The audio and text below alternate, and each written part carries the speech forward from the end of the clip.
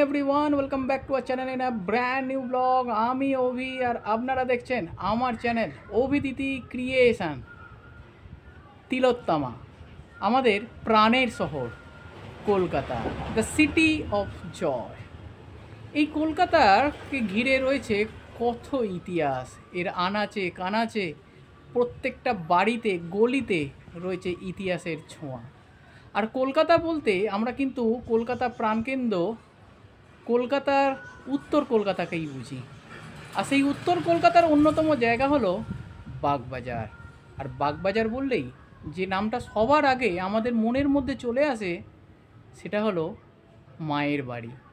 হ্যাঁ, মায়ের বাড়ি, কথাটা ঠিকই শুনেছেন। মা সারদার বাড়ি, সারদামণির বাড়ি, গঙ্গার তীরে অবস্থিত এই মায়ের বাড়ি। কি করে আসবেন?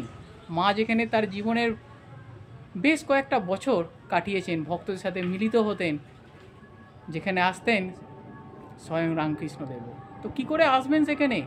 ভোগ প্রসাদের ব্যবস্থা আছে কি না, আপনারা রাত কাটাতে পারবেন কি না, সব থাকছে এই ভিডিওতে। আমরা এখন ঠিক দাঁড়িয়ে রয়েছি গালিব স্ট্রিট এবং বিটি রোডের ক্রসিংয়ে। এই দিকটা হচ্ছে ডানলপ, মানে বিটি রোড ধরে যদি আমরা যাই তাহলে ডানলপ পড়বে। আর ঠিক তার উল্টো দিকেই দেখো এই দিকটা হচ্ছে শ্যামবাজার। এই যে 230 নম্বর বাস দাঁড়িয়ে আছে, তার মানে আমরা বিটি রোডের ওপরে ঠিক দাঁড়িয়ে রয়েছি। আর এইখান থেকেই হাঁটা পথে ঠিক এই যে বাঁদিকে দেখো যে রাস্তাটা ঢুকে গেছে, এই রাস্তা ধরে যদি তোমরা 4 থেকে 5 মিনিট মতো হাঁটো তাহলেই সোজা, একদম সোজা পৌঁছে যাবে মায়ের বাড়ি। আর যদি তোমরা ট্রেন পথে আসতে চাও তাহলে এটা হচ্ছে বাগবাজার স্টেশন, অর্থাৎ চক্র রেলে তোমরা যদি দমদম থেকে বিবাদীবাগ যে ট্রেনটা চলে বা সার্কুলার রেলওয়ে বলতে পারো, সেই চক্র রেল ধরে তোমরা দমদম থেকে ওই 10 মিনিটের মধ্যে চলে আসতে পারবে এই স্টেশনে, এই বাগবাজার স্টেশন। আর এই বাঁদিকে যেটা দেখালাম ওটাই হচ্ছে মায়ের ঘাট। বাগবাজার এই শব্দটার মধ্যেই যেন ইতিহাস বর্তমান, প্রতিটা ধুলো যেন করতালি দিয়ে নিজেদের বৈশিষ্ট্যতাতে উজ্জ্বলভাবে বর্তমান যুব সমাজের কাছে প্রদর্শন করছে এবং একটা পথ প্রদর্শক হিসেবে কাজ করছে।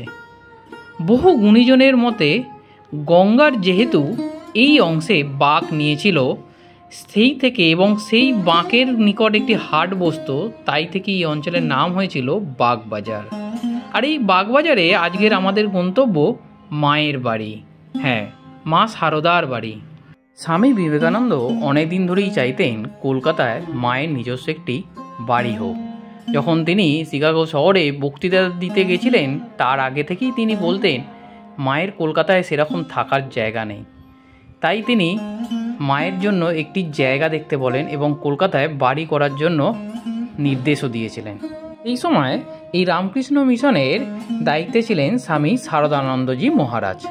1907 সালে এক ভক্তের দান করা জমিতে স্বামী শারদানন্দ মায়ের জন্য এই বাড়িটি তৈরি শুরু করেন। বাগবাজারে পাওয়া এই জমিতে ঋণ নিয়ে শুরু হলো মায়ের বাড়ি তৈরির কাজ। বাড়ি তৈরি শেষ হলে প্রিয় সন্তান শারদানন্দের আবেদনে সাড়া দিয়ে মা শারদা পদার্পণ করলেন তার নতুন বাড়িতে। প্রথমে কিন্তু তিনি আসতে চাননি, তবে শেষে আর মুখ ঘুরিয়ে থাকতে পারলেন না। সেই বাড়ি আজ বাগবাজারে মায়ের বাড়ি নামে গোটা বিশ্বের মানুষের কাছে পরিচিত। 1909 সাল থেকে 1920 সাল, অর্থাৎ এই 11 বছর বাগবাজারের এই বাড়িতেই অবস্থান করেছেন মা শারদা দেবী। শ্রী শ্রী রামকৃষ্ণ লীলা প্রসঙ্গ লেখার যে টাকা পাওয়া যায় তা দিয়েই তৈরি করা হয়েছিল তখন এই মায়ের বাড়িটি।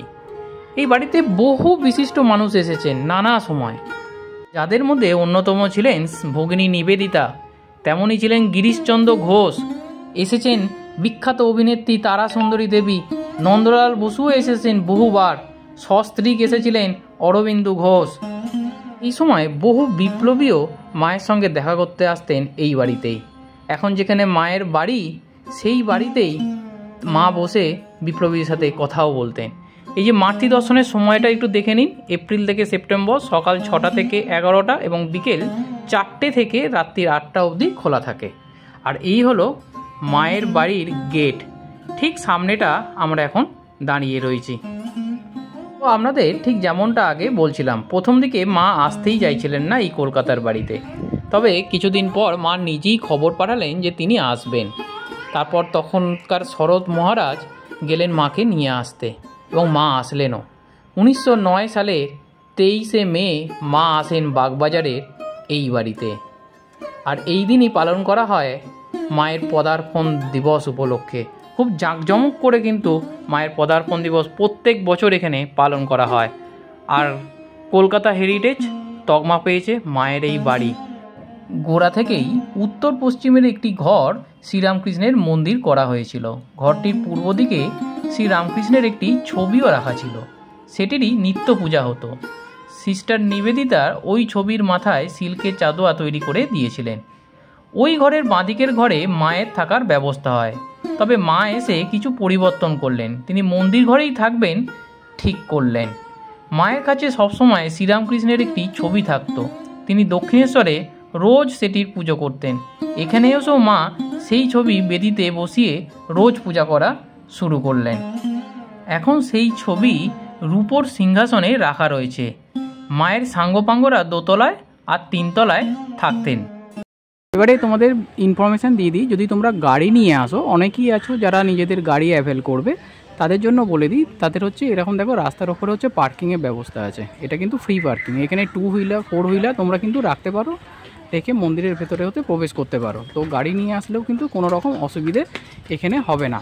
আর এই হচ্ছে মায়ের মূল গেট, তোমাদের তো আগেই দেখালাম, এই হচ্ছে গেট। আর দেখো এই বাইকগুলো ঠিক এইখানে পার্কিং করা হয়েছে, একদম সামনেই রয়েছে কিন্তু এই পার্কিং। রাস্তাটা সরু, কিন্তু এই পার্কিংয়ের জন্য একটু চওড়া করা হয়েছে এখানে। এই বিল্ডিংয়ের লাগোয়াই দেখো এই রামকৃষ্ণ মিশনেরই সারদা স্বনির্ভর কেন্দ্রের একটি আউটলেট আছে। তোমরা জানো রামকৃষ্ণ মিশন এবং এই সারদা মায়ের যে ট্রাস্ট, তারা বিভিন্ন সেলফ হেল্প গ্রুপের সাথে যুক্ত, যারা তাদের হাতের কাজের মাধ্যমে কিছু স্বরোজগার করে থাকে। তো এইরকম কিছু আউটলেট তোমরা এখানে পেয়ে যাবে, যেখান থেকে তোমরা নির্দিষ্ট মূল্যে এরকম হাতের তৈরি কাজ, এবং সবচেয়ে বড় কথা এই যে বোতলগুলো দেখতে পাচ্ছ, এই বোতলগুলো কিন্তু মাটির তৈরি। তো মাটির তৈরি বোতল এই গরমকালে কিন্তু জল রাখার জন্য দারুণ কাজ করে। এছাড়াও এখানে কফি মগ, গ্লাস, বিভিন্ন রকম চুড়িদার পেয়ে যাবে। আর এই ঠিক আউটলেটটার পাশেই দেখো এরকম ছোট একটি দোকান রয়েছে, যেটা রাস্তার ওপরেই বলা চলে, যেখান থেকে তোমরা মাকে দেখানোর জন্য ধূপ, বাতি এবং মায়ের ফটো, ঠাকুরের ফটো, রামকৃষ্ণদেবের ফটো তোমরা যদি বাড়িতেও নিয়ে যেতে চাও, সেটাও কিন্তু তোমরা এখানে পেয়ে যাবে। এবং সবথেকে বড় কথা হলো, এখানে কিন্তু তোমরা চাইলে অনলাইনে পেমেন্ট করতে পারবে। কিউআর কোড রয়েছে, স্ক্যান করে তোমরা এখান থেকে কিন্তু অনলাইনে পেমেন্ট করে দিতে পারবে। আর এখানে ধূপ, বাতি, লুজও তোমরা পাবে।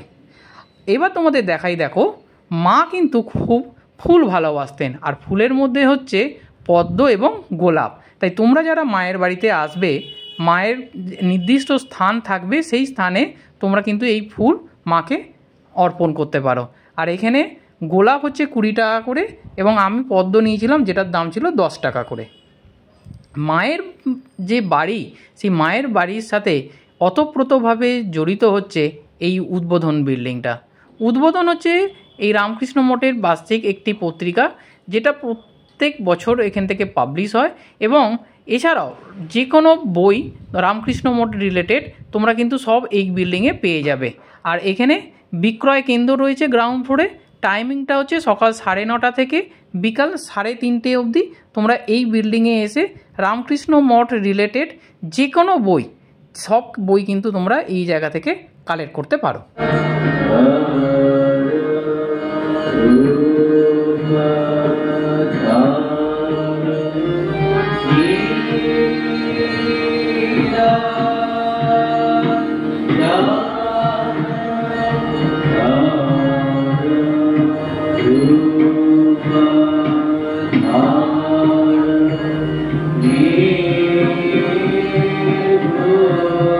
আমরা এখন মায়ের বাড়ির ঠিক ভেতরে চলে এসেছি, আর গ্রাউন্ড ফ্লোরে আমরা এখন দাঁড়িয়ে রয়েছি। এখানে কিন্তু পুরুষ এবং মহিলা উভয়ের জন্য দেখো টয়লেটও রয়েছে। আর ঢুকি বাঁদিকে ঠিক সিঁড়ির ঘরের নিচেই দেখো এরকম র্যাক করা রয়েছে, যেখানে তোমরা কিন্তু বিনামূল্যে জুতো রাখতে পারো। কারণ মায়ের যে ঘর সেটা কিন্তু ফার্স্ট ফ্লোরে, অর্থাৎ তোমাকে দোতলায় উঠে যেতে হবে। আর এখান থেকে দেখাচ্ছি আমি, দেখো দেখো সানরুফ রয়েছে, যাতে দিনের বেলায় সূর্যের আলো একদম গ্রাউন্ড ফ্লোর অবধি চলে আসতে পারে। আর মায়ের বাড়িতে একটা রেওয়াজ ছিল যে মা কখনো কাউকে খালি মুখে ফেরাতেন না। তাই এখানে যত দর্শনার্থী আসে সবাইকে কিন্তু এরকম ভোগ প্রসাদ দেওয়া হয়। আর তোমরা যদি সকালে আসো তাহলে তোমরা কিন্তু বসে খাবার খেতে পারো। তখন কিন্তু প্রায় 7-8 রকম আইটেম থাকে। আমরা এখন উঠে এসেছি ওপরের তলায়, যেখানে মায়ের ঘর এবং শরৎ মহারাজের ঘর এবং রামকৃষ্ণদেবের ঘর রয়েছে। এই মায়ের বাড়ি এক কথায় যেন এক শান্তি নীড়, যেখানে আসলে অপার শান্তি বিরাজ করবে। মনের মলিনতা বিলীন হয়ে যায় এই আধ্যাত্মিক পরিবেশে। কত দর্শনার্থী এসছে দেখতেই তো পেলেন। ঠাকুর শ্রী পরমহংসদেব এবং মা সারদা দেবী এই স্থানকে নিজেদের আধ্যাত্মিক শক্তির মাধ্যমে মানুষকে শান্তি প্রদান করেন। এখানে একবার আসলে ফিরে যাওয়ার আর ইচ্ছাই করবে না আপনার। এক শান্তি এবং মুক্তির সমন্বয় গড়ে উঠেছে এই জায়গা। আর সন্ধ্যে 6:30 থেকে শুরু হবে সন্ধ্যা আরতি, তা আমি আপনাদের কিছুটা তুলে ধরার চেষ্টা করব। আর এটাই হলো শরৎ মহারাজের ঘর। ঠিক মায়ের ঘরের পাশেই অবস্থিত এই মহারাজের ঘর।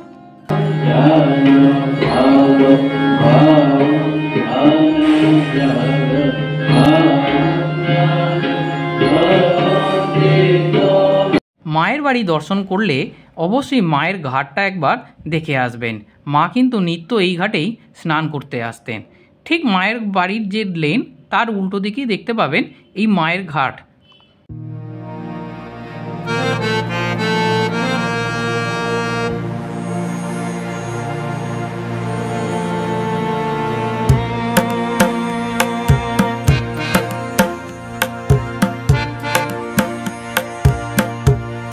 ঘাটে ঠিক পাশে দেখুন এরকম একটি রেড লাইন রয়েছে। আপনাদের ভিডিও শুরুতেই দেখে বলেছিলাম যে এখানে হচ্ছে বাগবাজার স্টেশন রয়েছে, আর এই বাগবাজার স্টেশনের লাগোয়াই হচ্ছে গঙ্গা বয়ে গেছে।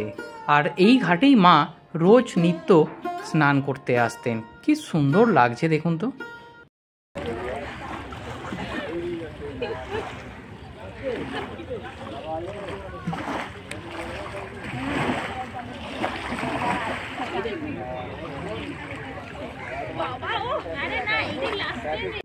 এই ঘাটেই ঠিক ওপরে মায়ের একটি মর্মর মূর্তি এখানে স্থাপন করা হয়েছে, যেটা আপনারা পুজোও দিতে পারেন।